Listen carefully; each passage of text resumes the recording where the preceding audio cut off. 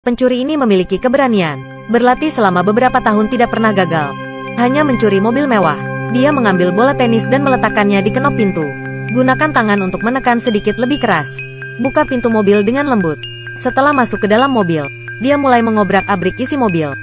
Melihat kacamata pemilik mobil, dia memakainya di wajahnya. Terus-menerus melihat ke cermin dan merasa puas. Kemudian menutup kunci tas, bersiap untuk turun dari mobil. Tapi baru sadar mobilnya dikunci kiri. Dia mendorong pintu mobil beberapa kali. Hasilnya tidak terbuka, jadi dia mulai menendang kaca depan dengan keras. Tapi tidak berpengaruh sama sekali. Dia mencoba menyalakan mobil, tapi pada dasarnya tidak mungkin. Di luar, seorang pejalan kaki lewat. Dia sangat takut sehingga dia dengan cepat berbaring, takut ketahuan. Setelah pejalan kaki lewat, dia mengeluarkan kunci pas, mulai menggedor kaca depan dengan keras. Tapi tidak ada yang berubah dengan kaca. Dia terus mengetik seperti itu untuk waktu yang lama. Akhirnya percaya mobil ini dibuat dengan sangat kokoh. Jika tidak dapat memecahkan kaca, jadi lepaskan pintu mobil. Hanya melepas penutup plastik luar. Terluka oleh pelat baja di pintu mobil. Pencuri itu tertegun. Buru-buru melepas kursi mobil. Lepaskan karpet mobil. Hasil, lantai mobil juga tersegel rapat. Dia marah dan mengeluarkan senjatanya. Ingin menembak kaca mobil. Tanpa diduga, peluru itu terbang kembali dan mengenai pahanya. Pencuri itu sangat kesakitan. Dia melihat ke atas. Kaca mobil tidak rusak. Dia melepas bajunya dan membalut lukanya dengan erat. Dia hendak telepon memanggil bantuan. Tapi telepon itu kehabisan baterai. Pada saat ini seorang gadis lewat. Berdiri di depan kaca mobil untuk mulai merias wajah. Dia berjuang di dalam berteriak. Tapi gadis itu tidak mendengarnya dan pergi. Sama seperti itu, hari sudah gelap. Di dalam mobil muncul belalang. Pencuri itu ingin membunuhnya. Tapi berpikir kembali, tidak menyerah. Luka membawa rasa sakit, membuatnya koma. Katakanlah Anda terkunci di dalam mobil. Tidak ada air. Tidak ada makanan. Berapa lama Anda bisa bertahan? Pria itu terus menggedor pintu mobil berusaha keluar. Tiba-tiba telepon di mobil berdering. Pencuri mengangkat telepon. Pemilik mobil menelepon. Dia berkata kepada pencuri itu, mobil ini sudah dicuri 35 kali. Kamu yang ke-36. Jadi saya benar-benar membangun kembali mobil itu. Tidak hanya kaca anti peluru, kedap suara dan super tahan lama. Semua fitur di mobil hanya bisa dikendalikan oleh saya dari jarak jauh. Tapi tempat tertipis di mobil adalah tangki besin. Tapi kalau Anda merusaknya, mobil akan langsung meledak. Pencuri mendengar ini dan mulai mengutuk. Anda menunggu saya untuk keluar. Saya pasti akan membunuh Anda. Pemilik mobil langsung menutup telepon. Kemudian, pemilik mobil nyalakan mesin dingin. Pencuri itu pada awalnya merasa bahwa angin ini juga cukup sejuk. Sampai suhu semakin rendah, dia menyadari bahwa dia pada dasarnya tidak memiliki cara untuk mengatur suhu mesin dingin. Dia menggigil kedinginan. Buru-buru melepas kemeja yang melilit pahanya. Memakainya kembali. Dia memblokir ventilasi dengan koran.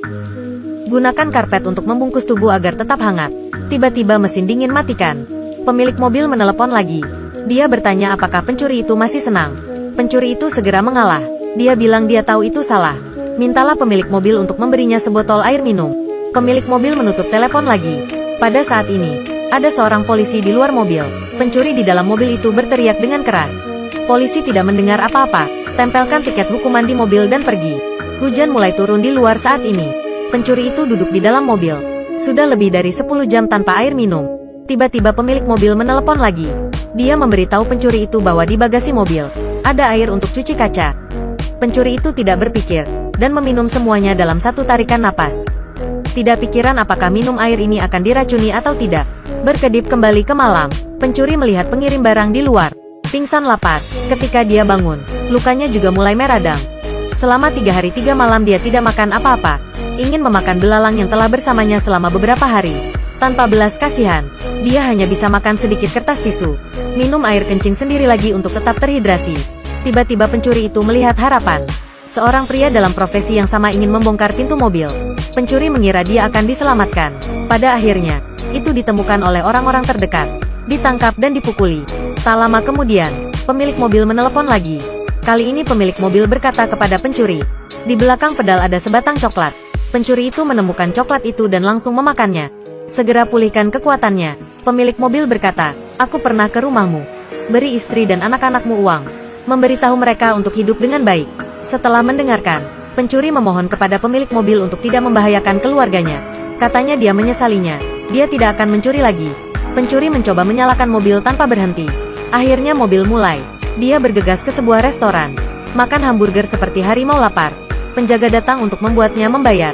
Dia mengeluarkan pistol dan menembak penjaga. Kemudian pencuri itu terbangun di dalam mobil. Ternyata itu hanya mimpi. Pencuri itu kecewa dan ingin bunuh diri dengan pistol. Akhir semua cerita ini. Tapi pistol itu kehabisan peluru. Memang benar bahwa Anda tidak bisa hidup. Anda tidak bisa mati. Pada akhirnya, pemilik mobil yang selalu menelepon sekarang muncul. Dia duduk di dalam mobil, dengan pistol di sampingnya. Panggilan telepon. Tiba-tiba pencuri itu mengambil pistol dan menembaknya. Terkurung selama 3 hari 3 malam. Dia akhirnya merangkak keluar dari mobil. Pada saat ini, pemilik mobil mengejarnya lagi. Ingin menguncinya di dalam mobil lagi. Pada saat ini, seorang polisi lewat dan menghentikannya. Segera, banyak orang berkumpul di sekitar tempat kejadian. Wartawan dan negosiator hadir. Negosiator ahli memberitahu pemilik mobil. Anda membunuh seorang pencuri. Tidak mengubah apapun. Harus lebih memikirkan keluarga. Akhirnya pemilik melepaskan pencuri itu. Kemudian masuk ke mobil sendiri. Beberapa detik kemudian, mobil itu meledak. Banyak orang mengatakan, N tidak mengerti cara pemilik mobil melakukan sesuatu. Pencuri itu akhirnya bertobat dan berpikir lagi. Ingin memulai dari awal, tapi apa hubungannya ini dengan pemilik mobil? Kematian sama sekali tidak berharga. Bagaimana menurut Anda?